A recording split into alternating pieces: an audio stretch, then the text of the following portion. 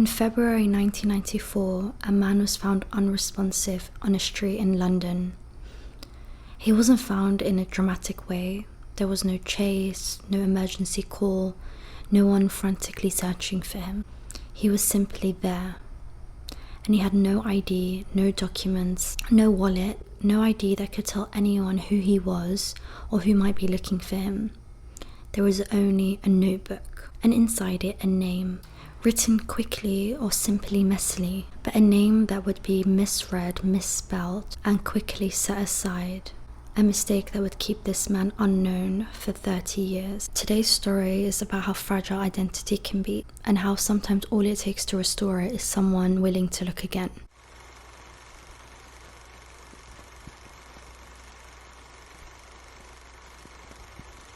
When police arrived on scene in 1994, they were faced with something deeply unsettling in its mundanity. In an open cupboard in Kensington, London, a man had died alone with no visible explanation. He was just there. There was no signs of violence or struggle, nothing that screamed murder or accident, just a quiet death hidden away. After the discovery of this young man, police learned that he sadly froze to death, and they got started on their investigation right away. On examining the man's surroundings, his clothes, they found a notebook. The notebook seemed like a lifeline because inside there was written a name. It was written in block capital letters and it read Vincent Akporov.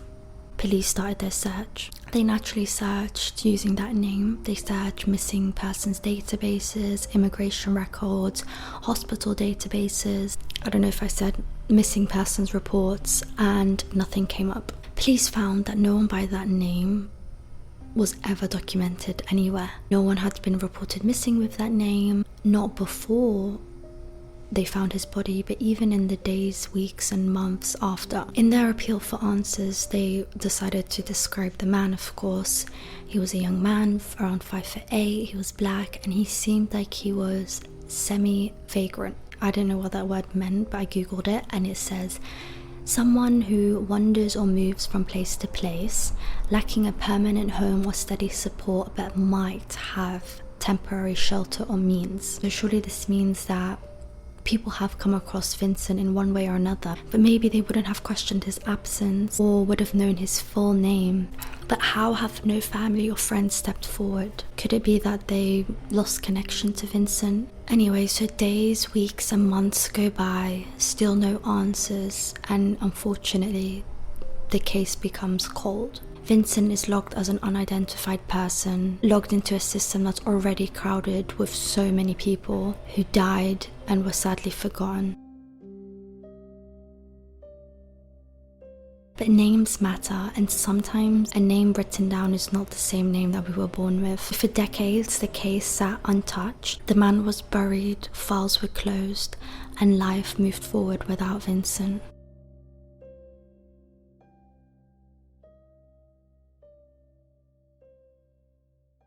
However, in 2019, a charity called Locate International was founded by Dave Grimstead, who was a former senior investigating officer with over 40 years of policing work, and they began reviewing cold cases for missing and unidentified persons. And their work literally focuses on something very simple, to returning names to the nameless. And over 30 years, or nearly 30 years after Vincent's death, Locate International found his file and decided to work on this.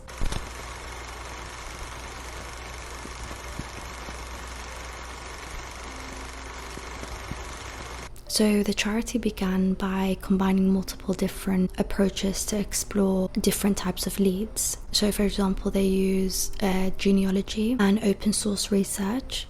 And they even commissioned a newer living depiction of Vincent's face using like the latest facial reconstruction technology, which would give a more accurate image of what Vincent would look like, and maybe this would spark a memory.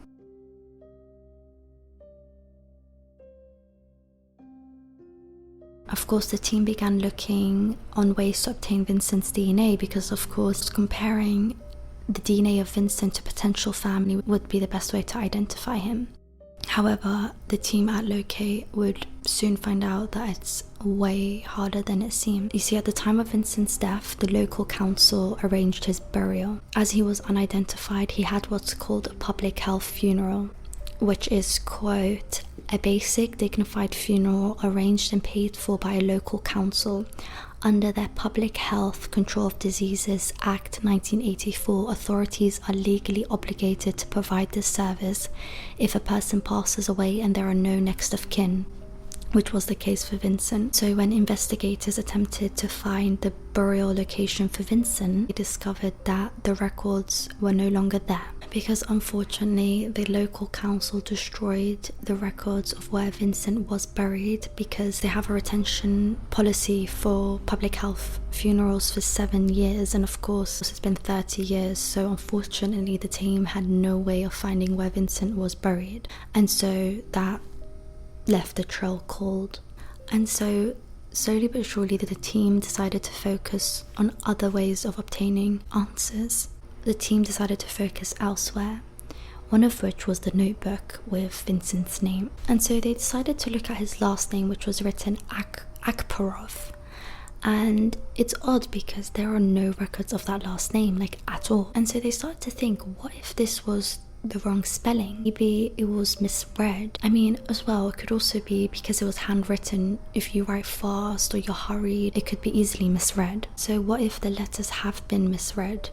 What if for nearly 30 years, maybe the answer had been there but just distorted? So by re-examining the surname and using alternative spellings, Locate International found a variation that changed everything.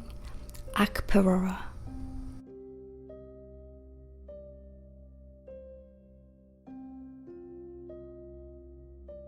It was a small shift, but something that changed everything. After doing some research, the genealogist Grace Towers at Locate International found that the surname Akparora belonged to 40 people in the world, all of which are Nigerian, and 39 of which lived in Nigeria. And so this opened doors that had been closed for decades. This is all it took for the investigation to finally achieve what once seemed impossible, which is finally this man's story could be told in his own right rather than the circumstances of his death. This man's name was actually Vincent Akparora. And now I'm gonna tell you all about him.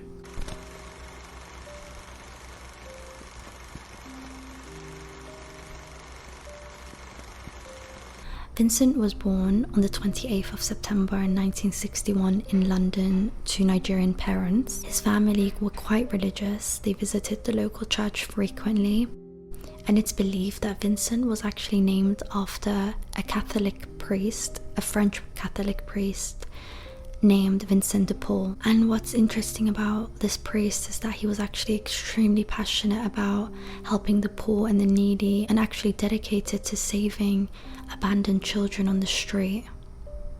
Not much is known about Vincent when he was a baby, but because of the work of Locate International, it's actually now known that Vincent was both mute and deaf. We're unsure if he was born with hearing loss or if it's something that happened later on in childhood, due to childhood illnesses like meningitis or measles and mumps and rubella and etc. But I'll go into this a little bit more later on. So before Vincent was born, his father actually relocated from Nigeria to the UK in the early 1960s. At that time, anyone with a Nigerian passport was able to work and live and study in the UK, and many families decided to move to the UK and study and get their qualifications, and then actually return back to Nigeria to help build their new nation after they gained their independence from the UK in 1960.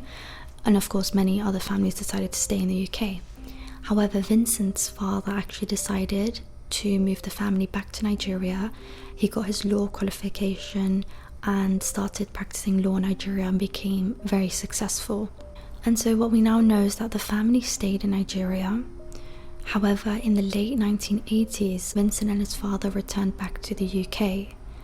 This trip was because they were hoping to find Vincent a spot in a school in the UK for deaf and mute people, because his father believed that Vincent would have a lot more support in the UK compared to Nigeria. So Vincent stayed in the UK and his father returned back to Nigeria. We don't know exactly what transpired with the school, if he ever got a school space in the UK, but we do know that in the early 90s Vincent was seen roaming the streets of Clapham Junction, and that people were unsure whether he was sleeping rough. However, it is believed that Vincent was housed and he was given some sort of support for housing, but he wasn't very happy with the accommodations given to him.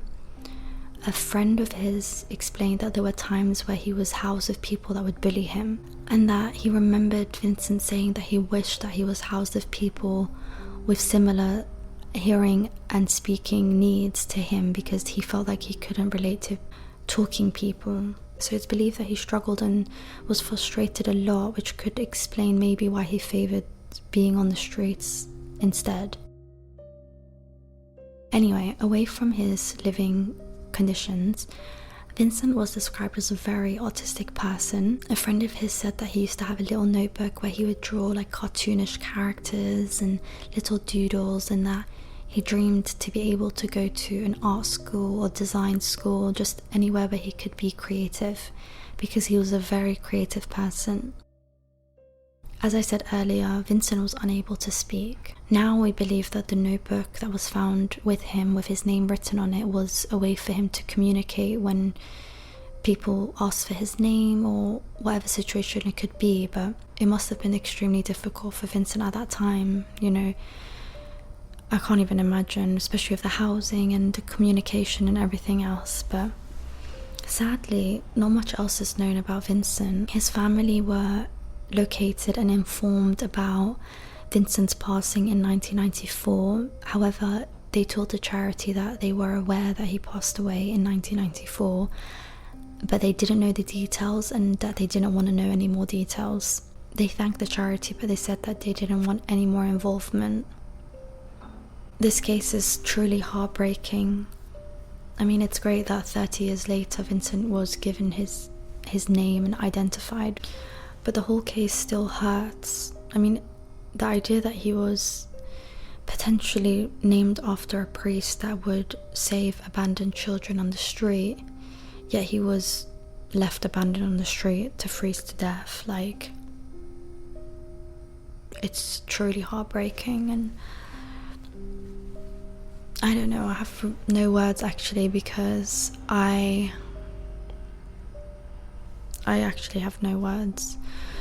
I think that there are a lot of things, a lot of issues that are brought up in this case, like the idea that records for public health funerals get destroyed after 7 years is kind of crazy. Even the lack of support for people with additional needs, housing issues, the idea that people stopped seeing him in 1994 and just didn't question it. It just shows that he had no support.